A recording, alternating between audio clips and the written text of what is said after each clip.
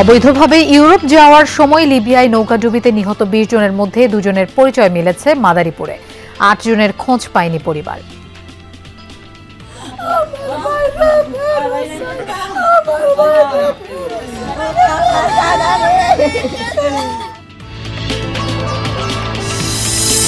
খুনের ১ সপ্তাহ পর ময়মনসিংহে মাটি খুঁড়ে শিশুর মরদেহ উদ্ধার।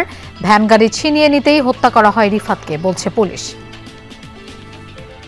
মূল হোতা মিরাজকে আমরা গ্রেপ্তার করি, তাকে হত্যা করে ভ্যান গাড়ি বিক্রি করে মূলত টাকা উপার্জনের জন্য আর কি, এলো মূল কারণ। দিনের দাওয়াতের আলোচনায় চলছে ইজতেমার দ্বিতীয় পর্বের আনুষ্ঠানিকতা। দেশ বিদেশের মুসল্লিদের অংশগ্রহণ। আমল এমন একটু শক্ত হয়, মজবুত হয়, এই জন্য আশা। সবসময় আল্লাহ বিল্লাহ করবো, তসবিহ পড়বো, মহান আল্লাহরে ডাকবো, রসুলকে স্মরণ করবো। প্রত্যেকটি মানুষ দিনওয়ালা বলতে পারে। সুনামগঞ্জ সীমান্তে বিএসএফ এর গুলিতে বাংলাদেশি নিহতের ঘটনায় আতঙ্কিত স্থানীয়রা। সর্বোচ্চ সতর্ক অবস্থানে বিজিবি, বাড়ানো হয়েছে গোয়েন্দা নজরদারি। কুমিল্লায় যৌথ বাহিনীর হাতে যুবদল নেতার মৃত্যুতে জড়িতদের বিচার চায় পরিবার। জমি সংক্রান্ত বিরোধে প্রতিবেশীর মিথ্যা তথ্যে নির্যাতনের অভিযোগ।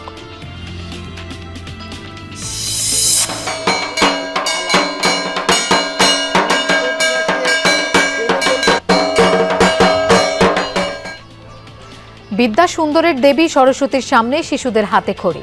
জ্ঞান বুদ্ধির জন্য ভক্তদের প্রার্থনা। সমাজে সবার জন্য জ্ঞান বিদ্যা বুদ্ধি আর সবার যেন সুবুদ্ধির উদয় হয়। মনুষ্যত্ব, মানবিকতা, এই প্রত্যেকটা জিনিস আমরা আরাধনা করি মা সরস্বতীর কাছে।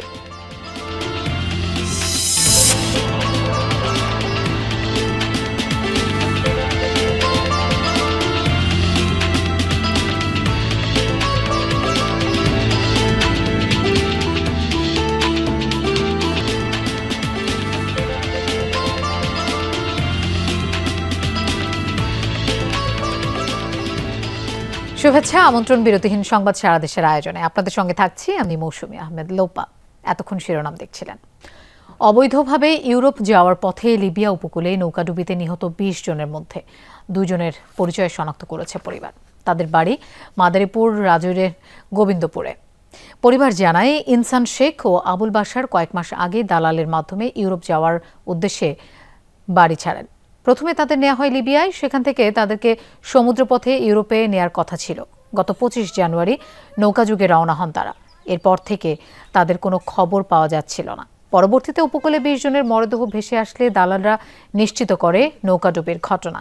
ফেসবুকে মরদেহের ছবি দেখে ইনসান ও বাশারের পরিবার তাদের পরিচয় সম্পর্কে নিশ্চিত হন। এদিকে ইনসান ও বাশারের সাথে থাকা রাজৈরের আরও ৮ জনের খোঁজ মিলছে না বলে জানিয়েছে পরিবার। উদ্বেগ উৎকণ্ঠায় দিন কাটছে তাদের। ১৬ লাখ টাকা কন্ট্যাক্ট করা হয়েছে আমাদের ছেলে নিয়ে। কন্ট্যাক্টের পরে আমি ১৬ লাখ দিয়ে দিচ্ছি, একবারে দিয়ে দিচ্ছি, একবারে পার করে দেবে। খবর পেলাম যে বোট অ্যাক্সিডেন্ট করছে। আশায় আসছিলাম কয়েকদিন পরে সেদিনকে আর কি লাশে ছবি দিচ্ছে। আর এ বিষয়ে আমরা আরো জানবো। মাদারীপুরের রাজৈর থেকে আমাদের সাথে যোগ দিচ্ছেন সহকর্মী প্রদ্যুৎ কুমার সরকার। প্রদ্যুৎ, নিহতদের পরিচয় শনাক্তের বিষয়ে পরিবার কি বলছে সেটা একটু জানতে চাই, এবং নিখোঁজদের সম্পর্কেও একটু জানাবেন আপনি। হ্যাঁ লোপা, নিহত যেই ২ পরিবার তাদের পরিবারের সদস্যদের মাঝেও কিন্তু এখন কান্নার রোল বইছে। তাদের নিকটবর্তী যে আত্মীয় স্বজন আছে তারা বাড়ি ঘরে ভিড় করছে। আমি এই মুহূর্তে রয়েছি কুদ্দুস ব্যাপারীর বাড়িতে। তিনি মূলত মালয়েশিয়া প্রবাসী ছিলেন। তিনি মনির নামের এক দালালের খপ্পরে পড়ে তাকে ২.৫ বিঘা সম্পত্তি দিয়ে তিনি এই বিপজ্জনক পথে ইটালি যাবার পথে কিন্তু তিনি নিখোঁজ হন, এবং তার এক কাছের বোন জামাই নিকটাত্মীয় এই ঘটনায় মর্মান্তিকতার শিকার হয়েছেন বলে আমরা জানতে পেরেছি। আমরা সরাসরি সুজনের ভাইয়ের কাছ থেকে জেনে নেব আসলে ঘটনাটি কি ঘটেছে। আসলে আমরা তো জানি না, আমার বাইরে মনে করেন দালালে মানে চুপি চুপি সাইডে নিয়ে ওই আমাকে জানায় নাই, আমার বাপেরও জানায় নাই, আমারও জানায় নাই। চক্রান্ত করে আমার বাইরে নিয়ে ওই জমি লেখা আমার বাইরে দিয়ে এবারে ইটালি গেছে, লিবিয়া গেছে, লিবিয়া 2.5 বিঘা। আপনার ভাই কোথায় থাকতো? আমার ভাই থাকতো মালয়েশিয়া। সেখানে কেমন ছিল? সে ওখানে ভালোই আসল, 50-60 হাজার টাকা বেতন পাইতো। এখানে কইছে এখন খবর নেই, আর খবর নাই। আজকে 22-25 তারিখে কোনে। আসলে এরকম সুজনের মতো যে সকল পরিবার রয়েছে তাদের এক একটি আলাদা আলাদা কষ্টের কথা রয়েছে। লোপা, প্রদ্যুৎ, আপনাকে ধন্যবাদ আমাদের সাথে যোগ দেওয়ার জন্য। 4 জেলায় সড়ক দুর্ঘটনায় প্রাণ হারিয়েছে 6 জন।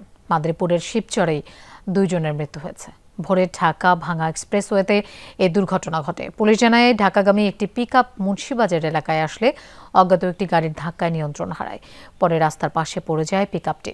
ঘটনাস্থলেই মারা যায় বাচ্চু নামের একজন। মানিক নামের আরেকজনকে উদ্ধার করে হাসপাতালে নিলে চিকিৎসক তাকেও মৃত ঘোষণা করেন। পুলিশ জানায় নিহত 2 জন পিকআপের চালক ও হেলপার। এদিকে ভোরে চট্টগ্রাম সীতাকুণ্ডের ফৌজদারহাট এলাকায় ডাম্প ট্রাকে মাইক্রোবাসের ধাক্কায় 2 জনের মৃত্যু হয়েছে। আহত 2 জন। পুলিশ জানায় মাইক্রোবাস টিম নারায়ণগঞ্জ থেকে কক্সবাজার যাচ্ছিল। ঘন কুয়াশার কারণে দাঁড়িয়ে থাকা একটি ডাম্প ট্রাকে ধাক্কা দেয় মাইক্রোটি। এতে ঘটনাস্থলেই মারা যান আনোয়ার হোসেন নামের একজন। তিনি নারায়ণগঞ্জের বাসিন্দা। আহত 3 জনকে উদ্ধার করে হাসপাতালে নিলে রহিমা নামের একজনের মৃত্যু হয়। এছাড়া ঝিনাইদহ ঠাকুরগাঁওয়ে সড়ক দুর্ঘটনায় আরও 2 জন মারা গেছে। নিখোঁজের 1 সপ্তাহ পর ময়মনসিংহের মুক্তাগাছায় ফসলের ক্ষেতে পুঁতে রাখা এক শিশুর বস্তাবন্দি মরদেহ উদ্ধার করেছে পুলিশ। আর এই ঘটনায় আটক করা হয়েছে একজনকে। সেই ব্যক্তির দেখানো স্থান থেকেই পরে মৃতদেহ উদ্ধার করা হয়। পুলিশ জানায় একটি ভ্যান গাড়ি ছিনতাইকে কেন্দ্র করে এই হত্যাকাণ্ড। চেচুয়া নরকোনা গ্রামের মানুষের জন্য সকালটা বিভীষিকাময়। দিনের শুরুতেই উদ্ধার হয়েছে মাটিতে পুঁতে রাখা শিশুর মরদেহ। আমার বাগনা, আমার গুরু, আমার আইতো না রে। ভ্যান চালাবার ইয়া খুঁজ পাওয়া যায় না। এটা কই কি হয়েছে এটা জানি না। আমরা সকালে মানুষ এমনি জোরে জোরে করে আইতেছে, পর আইয়া দেখলাম, দেখার পরে দেখেন পুলিশে খুঁজা না যাই গেল। স্বজনরা জানায় গত 27 জানুয়ারি নিখোঁজ হয় ময়মনসিংহের মুক্তাগাছা উপজেলার মির্জাকান্দা গ্রামের 12 বছর বয়সী ছেলে রিফাত। থানায় অভিযোগ করলে তদন্তে নামে পুলিশ। 1 সপ্তাহ পর সন্ধান মেলে মরদেহের। সরকারের বিচার চাই, আর বাবা আমার গভর্নমেন্ট কেস করে দিবা। সাই আমাকে ফোন নিয়ে খাওয়াইছে ছেলেটারে, সাইয়া খাওয়াইয়া ডাগর করছে, গাড়িটা দিছে, গাড়িটা লই আইছে, মেরা পাইছে। ওর মায়ের নমাজ বইয়া দোয়া করে যেন দোয়াটা করছে, ওখানে ওর মায়ের না অজগবি খালি বুকের মধ্যে দাব দাব করতে। আমার মায়ের বুক কালি করছে, তার বুক কালি হইয়া যা গো। তথ্য প্রযুক্তির সহায়তায় রোববার রাতে মিরাজকে আটক করে পুলিশ। জিজ্ঞাসাবাদের পর তার বাড়ির পাশ থেকেই উদ্ধার হয় রিফাতের মরদেহ। রিফাতের পরিবার জানিয়েছে পরিবারের হাল ধরতে এই বয়সে ব্যাটারি চালিত ভ্যান গাড়ি চালাতে হয় তাকে। সেই ভ্যান ছিনিয়ে নিতেই গলা কেটে হত্যা করা হয় শিশুটিকে। মোবাইল ট্র্যাকিং এর মাধ্যমে আমরা এই গত রাত্রে এই যে মূল হোতা মিরাজকে আমরা গ্রেফতার করি। তাকে হত্যা করে ভ্যান গাড়ি বিক্রি করে মূলত টাকা উপার্জনের জন্য আর কি এলো মূল কারণ। 3 বোন 2 ভাইয়ের সংসারে রিফাত সবার ছোট। বাবা একাধিক বিয়ে করায় মাকে হাত পেতে চলতে হয়। হুসাইন শাহিদ, যমুনা নিউজ, ময়মনসিংহ। টঙ্গীর তুরাগ তীরে শুরু হয়েছে মাওলানা জুবাইরের অনুসারীদের 2য় পর্বের বিশ্ব ইজতেমা। ফজরের নামাজের পর আমবয়ানের মধ্য দিয়ে শুরু হয় 2য় পর্বের ইজতেমা। এতে অংশ নিচ্ছেন সারা দেশের অন্তত 22 জেলার মুসল্লিরা। সেই সাথে বিশ্বের 72টি দেশের প্রায় 3,500 মুসল্লি অংশ নিয়েছেন এই পর্বে। টঙ্গী থেকে বিস্তারিত জানাচ্ছেন সহকর্মী আশিক মাহমুদ। ফজরের নামাজের পর আমবয়ানের মধ্য দিয়ে টঙ্গীর তুরাগ তীরে শুরু হয়েছে শুরায়ে নিজামের অনুসারীদের 2য় পর্বের ইজতেমা। ভোরের তীব্র কুয়াশা উপেক্ষা করে দেশের বিভিন্ন প্রান্ত থেকে জড়ো হতে থাকেন মুসল্লিরা। প্রতি বছর আমি ইজতেমায় আসি, আমি আবার সফরেও যাই। আমাদের শুধু একটাই চাওয়া, যেন আমরা আখিরাতের জন্য কিছু করতে পারি। দুনিয়ার কিছু চাই না, দুনিয়ার কোনো মোহ আমাদের মধ্যে নাই, শুধু একমাত্র আল্লাহকে সন্তুষ্ট করা আর মোহাম্মদ রাসূলুল্লাহ সাল্লাল্লাহু আলাইহি ওয়াসাল্লামের তরিকায় জীবন যাপন করা আমাদের উদ্দেশ্য এবং লক্ষ্য। সব সময় আল্লাহ বিল্লাহ করব, তসবিহ পড়ব, মহান আল্লাহরে ডাকবো, রাসূলকে স্মরণ করব। 2য় পর্বের প্রথম দিন দুপুর পর্যন্ত আনুষ্ঠানিক বয়ান না হলেও প্রতি প্রতিটি খিত্তায় কোরআন তেলাওয়াত, নফল ইবাদতে মশগুল ছিল সবাই। আত্মশুদ্ধি সহ ইসলামের সুমহান বাণী মানুষের কাছে পৌঁছে দেওয়ার প্রত্যয় তাদের চোখে মুখে। আমাদের নিজের পকেটের পুজো খরচ করে সময় দিয়ে রাত দিয়ে একমাত্র আসি শুধু আল্লাহকে রাজি করার জন্য। আমরা দিনকে হাসিল করার জন্য, দিন শিখার জন্য, দিনের মেহনত শিখার জন্য, নিজে শিখবো, অন্যকে শিখাবো। এই দেশের মানুষের জন্য আল্লাহর কাছে প্রার্থনা করুন বা দোয়া করুন যেন আল্লাহ সবাইকে ভালো রাখে। সারা বিশ্বের মানুষ যাতে শান্তিতে থাকতে পারে, আল্লাহ তাআলার কামিয়াবি লাভ করতে পারে, এই উদ্দেশ্য। বিশ্বের 72টি দেশের প্রায় 3500 বিদেশি মুসল্লি অংশ নিয়েছে এই পর্বে। আলহামদুলিল্লাহ বহুত আচ্ছা है दिन का सफर बहुत अच्छा है अल्हम्दुलिल्लाह। ये दीनी सफर है ने आखिरत का फिक्र है, जन्नत का फिक्र, अल्लाह की खातिर, ये बहुत अच्छा है। मुसलमान इस मकसद में दुनिया में आया। জোহরের নামাজের পর পাকিস্তানের মাওলানা জিয়াউল হকের হেদায়েতি বয়ানের মধ্য দিয়ে শুরু হয় ইজতেমার মূল আনুষ্ঠানিকতা। পুলিশ বলছে প্রথম ধাপের মতোই কঠোর নিরাপত্তা নিশ্চিত করা হয়েছে টঙ্গী মাঠে। রোববার কারা ড্রোন উড়িয়েছে তাও খতিয়ে দেখা হচ্ছে বলে জানান তিনি। গতকালকে আখেরি মোনাজাতের সময় একটি ড্রোনের ঘটনা ঘটে, যে ড্রোনটি পাবলিকের ড্রোন ছিল। আমরা খতিয়ে দেখছি এটি কারা উড়িয়েছিল।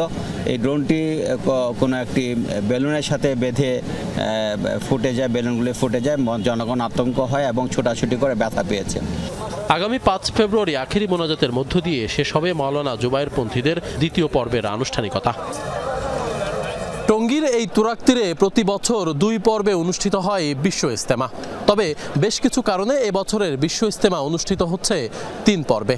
গতকাল আখেরি মোনাজাতের মধ্য দিয়ে সুষ্ঠুভাবে সম্পন্ন হয়েছে প্রথম পর্বের আনুষ্ঠানিকতা। সব ভেদাভেদ আর রেশারেশি ভুলে আগামী পর্বগুলোও শান্তিপূর্ণভাবে শেষ হবে, এমনটাই প্রত্যাশা সকলের। আশিক মাহমুদ, যমুনা নিউজ, টঙ্গীর তোরাক্তীর, গাজীপুর। ইজতেমা ময়দানে আছেন আমাদের সহকর্মী পলাশ প্রধান, আমরা তার কাছে যাচ্ছি সরাসরি। পলাশ, ইজতেমায় আজ আর কি আনুষ্ঠানিকতা আছে? বয়ান চলছে, যদিও সেই বয়ানটি চলবে রাত 10টা পর্যন্ত। আমরা রয়েছে এখন বিদেশি খিত্তা, যেটি আসলে স্পর্শকাতর বিষয়, অর্থাৎ নিরাপত্তার বলয় রয়েছে সেই খিত্তাটি একটু দেখানোর চেষ্টা করব। অর্থাৎ বিশ্বের প্রায় ৭৫টি দেশের মুসল্লিরা এখানে এসেছে, যারা শীর্ষ মুরিবের রয়েছে, তারা কিন্তু প্রত্যেকটি খিত্তা তারা বসেছে। অর্থাৎ এই খিত্তাটি মূলত পুরো ইজতেমার সবচেয়ে নিরাপত্তা এবং গুরুত্বপূর্ণ বিষয়।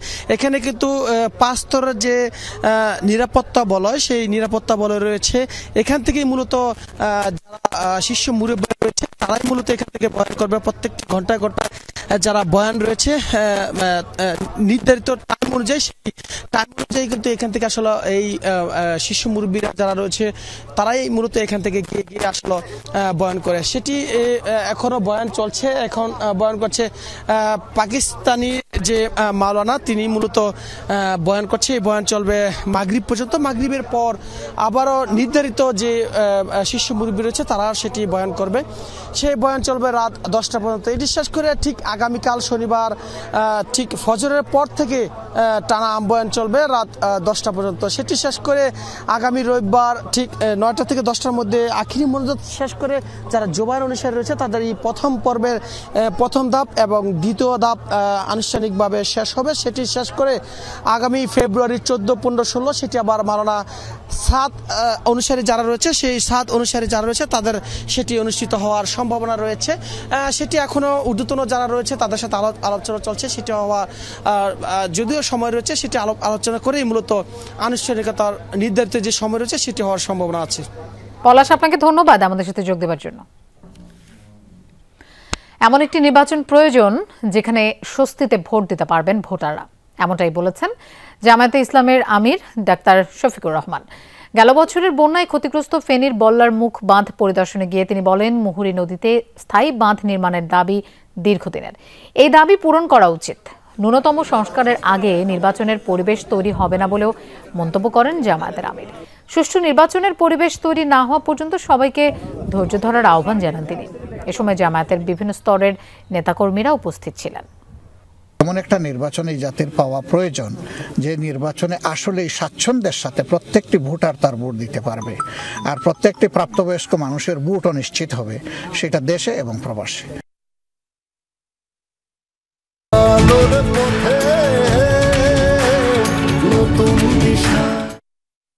সুনামগঞ্জ সীমান্তে বিএসএফের গুলিতে বাংলাদেশি যুবক নিহতের ঘটনায় আতঙ্কিত স্থানীয়রা।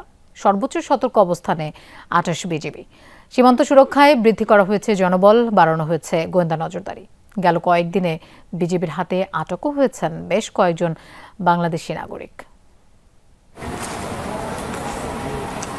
গত ৮ জানুয়ারি সুনামগঞ্জ সীমান্তে বিএসএফের গুলিতে প্রাণ হারায় বিশম্ভরপুর উপজেলার গামাইতলা গ্রামের যুবক সাইদুল ইসলাম। ভারতীয় বর্ডার গার্ডের গুলিতে প্রাণহানির পর আতঙ্কিত সুনামগঞ্জের সীমান্তবাসী। বাড়তি সতর্ক বিজিবিও। কাউকেই সীমান্তের শূন্য রেখা পেরিয়ে কাঁটাতারের বেড়ার কাছে যেতে দেয়া হচ্ছে না। সীমান্তের অবস্থা এখন তো কড়াকড়ি অবস্থা। সীমান্ত এখন তো তার কাটার বেড়ার কাছে যাওয়া যায় না। এখানে যায় আর কি, মাঝে মাঝে সুপারি নিয়ে যায়, চিনি আনে, এগুলো আর কি আনে। এখন তো আর যাওয়া যায় না কোনোভাবে। বিজিবি খুব কড়া টল দিচ্ছে আর কি। বিজিবির চোখ ফাঁকি দিয়ে আইতো, বেড়াটার মধ্যে ছবি টুবি উঠাইতো। এখন আর উঠাইতে পারে না। কিছুদিন আগে আপনার 2জন লোক ধরে বিজিবি ধরে নিয়ে গেছে। ছেলেটা মারা যাওয়ার পর আমরা ভয় লাগে যে আমরা পাশাপাশি জমিন আছে, দেখতে চাইলে গুলি আহত করেন কিনা, এটা আমরা খুবই ভয় লাগে আর কি। গুলির ঘটনার পর সীমান্তে কড়া নিরাপত্তা নিশ্চিতে বাড়ানো হয়েছে বিজিবির জনবল, বৃদ্ধি করা হয়েছে গোয়েন্দা নজরদারি। উঁচু নিচু দুর্গম পথে ঝোপ জঙ্গল পেরিয়ে দিনরাত 24 ঘন্টা সীমানা রক্ষায় টহল দিচ্ছে অতন্দ্র প্রহরীরা। টহল জোরদারে ব্যবহার করা হচ্ছে এটিভির মতো অত্যাধুনিক বাহন।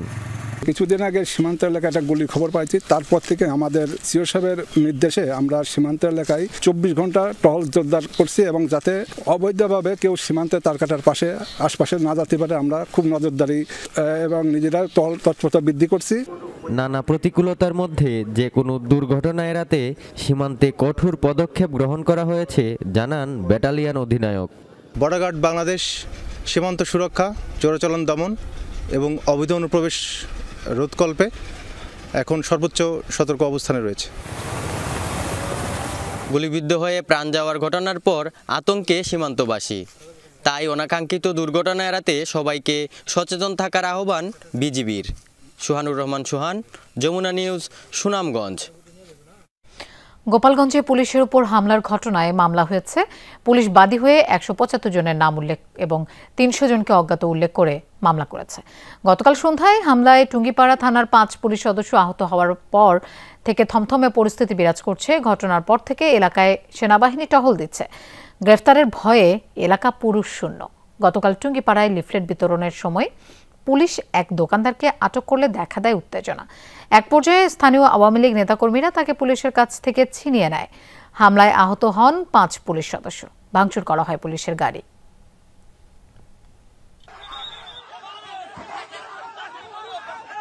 আওয়ামী লীগ নেতাকে পুলিশের গাড়ি থেকে ছিনিয়ে নেয়ার ঘটনায় মামলা হয়েছে। গতকাল রাতে এসআই আজহার সুজানগর থানায় অজ্ঞাতদের আসামি করে মামলাটি করেন। এতে 64 জনের নাম উল্লেখ ও প্রায় 300 জনকে অজ্ঞাত আসামি করা হয়েছে। পুলিশ জিজ্ঞাসাবাদের জন্য আটক করেছে 11 জনকে। গতকাল সুজানগর উপজেলার মথুরাপুরে গ্রামে উপজেলা আওয়ামী লীগের সভাপতি ও এজাহারভুক্ত আসামি আব্দুল ওয়াহাবকে গ্রেফতার করে পুলিশ। এ সময় স্থানীয় আওয়ামী লীগ নেতাকর্মী ও ওয়াহাবের সমর্থকরা তাকে পুলিশের কাছ থেকে ছিনিয়ে নেয়। আহত হন 5 পুলিশ সদস্য। আব্দুল ওয়াহাব সাবেক উপজেলা চেয়ারম্যান ও পৌর মেয়র ছিলেন। মেহেরপুরে বৈষম্য বিরোধী ছাত্র আন্দোলনে শিক্ষার্থীদের উপর হামলা মামলায় সাবেক জনপ্রশাসন মন্ত্রী ফরহাদ হোসেনের 3 দিনের রিমান্ড মঞ্জুর করেছেন আদালত। সকালে 5 দিনের রিমান্ড আবেদনের শুনানি শেষে সিনিয়র জুডিশিয়াল ম্যাজিস্ট্রেট আদালতের বিচারক শারমিন নাহার 3 দিনের হেফাজত মঞ্জুর করেন। একই মামলায় ফরহাদ হোসেনের ছোট ভাই সরফরাজ হোসেনকেও 3 দিনের রিমান্ড দেওয়া হয়।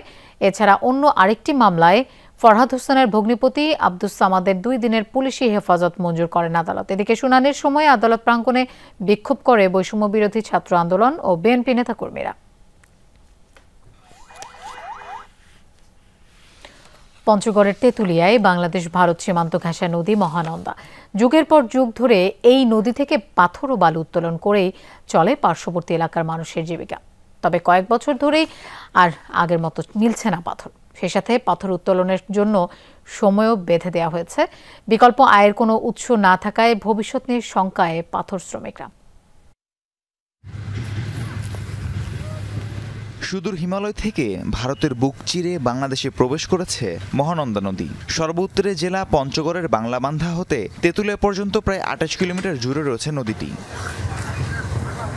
যুগ যুগ ধরে এই অঞ্চলের বাসিন্দাদের একটি বড় অংশ জীবিকা নির্বাহ করছে মহানন্দা থেকে পাথর তুলে। ভোর হতেই পাথর উত্তোলনের দেশীয় সরঞ্জাম নিয়ে নদীতে নেমে পড়ে শত শত শ্রমিক। জাকলা দিয়ে বালি ছেঁকে চলে পাথর সংগ্রহ। তবে আগে দিনভর পাথর তোলা গেলেও এখন সময় বেঁধে দেওয়া হয়েছে দুপুর পর্যন্ত। সেই সাথে নদীতে এখন মিলছে না আগের মতো পাথর। আমি 30 বছর ধরে পাথর তুলতেছি, এটাই জীবিকা এখানে অন্য কোনো কাজ নাই আমাদের, শুধু এটাই কাজ। 35 বছর ধরে পাথর তুলতেছি। এই পাথর মনে করেন যে আমার বাপ দাদার আমল থেকে চলতেছে, ব্রিটিশ আমল থেকে।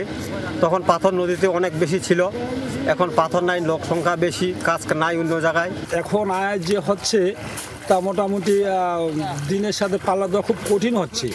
মহানন্দা সহ পঞ্চগড়ের বিভিন্ন নদী থেকেই পাথর ও বালু উত্তোলন করে শ্রমিকরা। গুণগত মান ভালো হওয়ায় দেশের বিভিন্ন প্রান্তে সরবরাহ হয় এই অঞ্চলের বালু পাথর।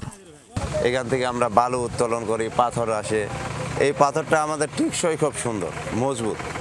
এই পাথর ঢাকা যাচ্ছে, রাজশাহী যাচ্ছে, বিভিন্ন দেশের প্রান্তে এই পাথর আমাদের যাচ্ছে। আমাদের পঞ্চগড়ে যে পাথরটা উৎপাদন হয় এটা শক্তিশালী অনেক বেশি, সেই ক্ষেত্রে পঞ্চগড়ের পাথরের চাহিদা বেশি থাকে। তেঁতুলিয়ার অর্থনীতির ভিত গড়ে উঠেছে এই পাথর শিল্পকে ঘিরে, কিন্তু নদীতে পাথর সংকটের কারণে বিকল্প কর্মসংস্থানের খোঁজে শ্রমিকরা। তাদের পাশে থাকার আশ্বাস দিয়েছেন ইউনো। আত্মকর্মসংস্থানের অভাবের কারণে মহানন্দা নদী থেকে কোনো কারণে পাথর উত্তোলন বন্ধ হয়ে গেলে হুমকির সম্মুখীন হবে। আমরা এই বিষয়টি বিবেচনায় নিয়ে তাদের কর্মসংস্থানের সংকট দূরীকরণের জন্য ঊর্ধ্বতন কর্তৃপক্ষকে জানিয়েছি। আমরা নিজেরাও চেষ্টা করছি অন্য কোনোভাবে তাদেরকে প্রণোদনার ব্যবস্থা করে দেওয়া যায় কিনা। প্রতিদিন এই নদী থেকে কয়েক লাখ টাকার পাথর বেচা কেনা হয়। রাহিম সারোয়ার, যমুনা নিউজ। কুমিল্লায় যৌথ বাহিনীর হেফাজতে থাকার পর হাসপাতালে মারা যাওয়া যুবদল নেতা তৌহিদুল ইসলামের পরিবার চায় ন্যায় বিচার।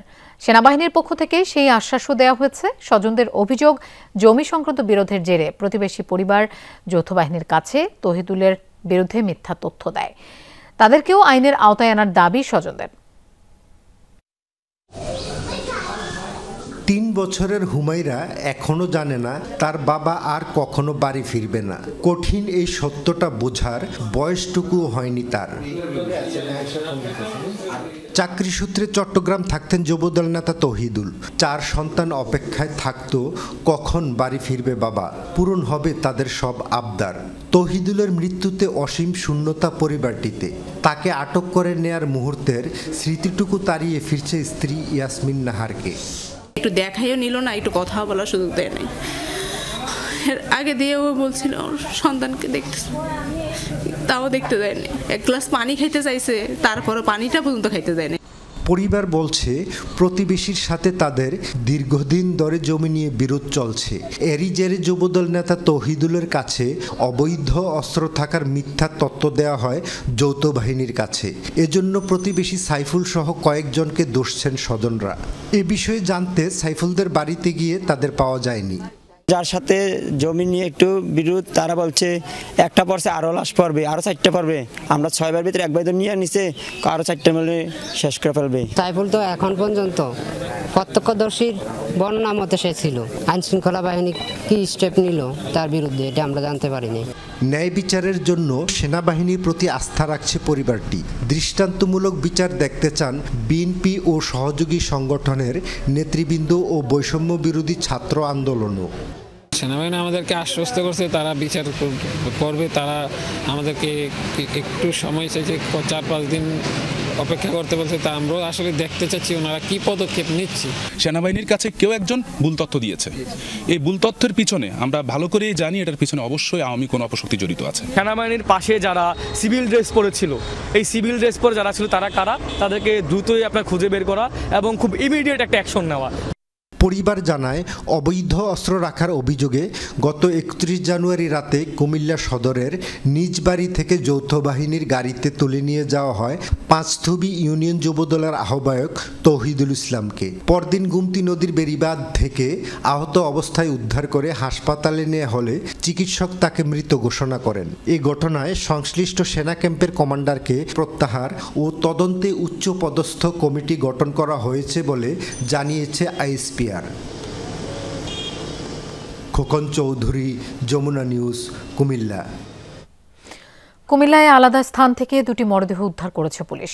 সকালে 14 গ্রামের আমানগন্ডার ধনসুরা এলাকা থেকে এক বৃদ্ধার মৃতদেহ উদ্ধার করা হয়। স্থানীয়রা জানায়, ফজর নামাজের জন্য স্ত্রী শাহিদা বেগমকে রেখে মসজিদে নামাজ পড়তে যান স্বামী আব্দুল মোমেন। এর কিছুক্ষণ পর বাড়ির টয়লেটের ট্যাঙ্কে শাহিদা বেগমের নিথর দেহ পড়ে থাকতে দেখেন স্বজনরা। খবর পেয়ে মরদেহ উদ্ধার করে পুলিশ। এদিকে জেলার সদর দক্ষিণ উপজেলার লালমাইয়ের চণ্ডীপুর পাহাড় থেকে এক শিশুর মরদেহ উদ্ধার করেছে পুলিশ। গেল 1 ফেব্রুয়ারি থেকে নিখোঁজ ছিল শিশু রিফাত। লাশ আমরা উদ্ধার করে সুরতাল প্রস্তুত করি এবং ময়নাতদন্তের জন্য আমরা কুমিল্লা মেডিকেল হসপিটালে প্রেরণ প্রক্রিয়া নিয়ে আসি। তবে কীভাবে হত্যাকাণ্ড হয়েছে এই বিষয়ে বিস্তারিত জানা যায় নাই। এরা গোপনের তদন্ত চলমান আছে। ধর্মীয় আচার, পূজা অর্চনা আর সাংস্কৃতিক আয়োজনের মধ্যে দিয়ে সারা দেশে পালিত হচ্ছে সরস্বতী পূজা। এবার পঞ্চমী তিথির 2 দিন পড়েছে, তাই 2 দিন ধরে পূজার ক্রিয়াকার্য সম্পন্ন হয়। পূজা উপলক্ষে বিভিন্ন শিক্ষা প্রতিষ্ঠানে আয়োজন করা হয় দেবীর আরাধনা।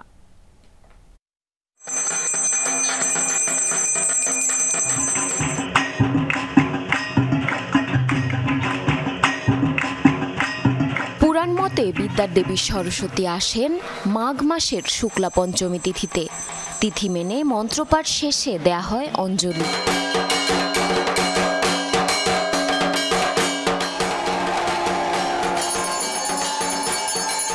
এবার পঞ্চমী তিথির সময় ছিল রোববার বেলা 12টা 47 মিনিট থেকে শুরু হয়ে সোমবার 10টা 27 মিনিট পর্যন্ত। তাই এবছর 2 দিনে দেবীর আরাধনা হয়েছে। আসলে মা সরস্বতী হচ্ছেন বিদ্যার দেবী। আমরা প্রতি বছর বিদ্যা লাভের আশায় মায়ের পূজা করে থাকি। অঞ্জলি দিয়ে নিজের জন্য জ্ঞান, বিদ্যা, বুদ্ধি, সমাজের সবার জন্য জ্ঞান, বিদ্যা, বুদ্ধি আর সবার যেন সুবুদ্ধির উদয় হয়, এটাই কামনা করব। এই পুজো মূলত বই আমরা জমা দিয়ে থাকি সরস্বতী দেবীর কাছে, যাতে আমাদের পড়াশোনার উন্নতি হতে পারে।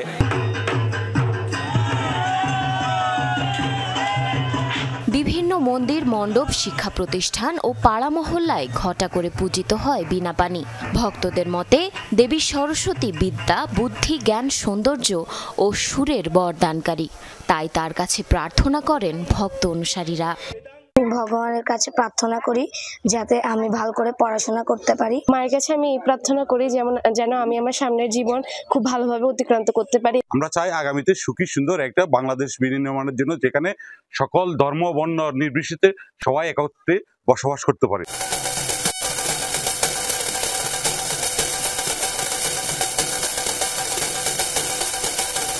দেবীর আশীর্বাদে অসাম্প্রদায়িক চেতনা আরও সুদৃঢ় হবে আশা এই পুরোহিতের।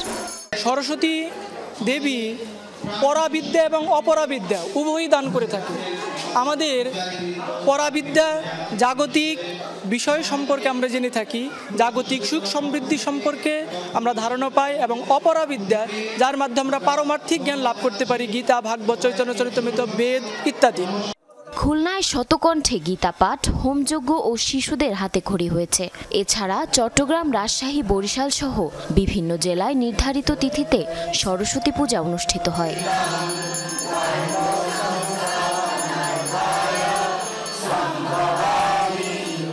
জারিন অর্নি, যমুনা নিউজ।